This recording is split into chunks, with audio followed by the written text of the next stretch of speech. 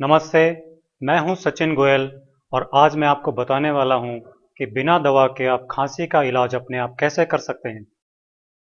अपने दोनों हाथों के कलाई के नीचे के हिस्से को, जहां की पल्स चलती है, उसे अंगूठे के आगे के हिस्से से इस तरह दबाना चाहिए। इसे एक बार में 10 से 15 बार तक दबा सकते हैं और ऐसा दिन में 5-7 बार जरूर करें। दर्द वाले बिंदुओं को ढूंढकर उन्हें ज़्यादा दबाएं, इससे जल्दी ही खांसी ठीक हो जाती है।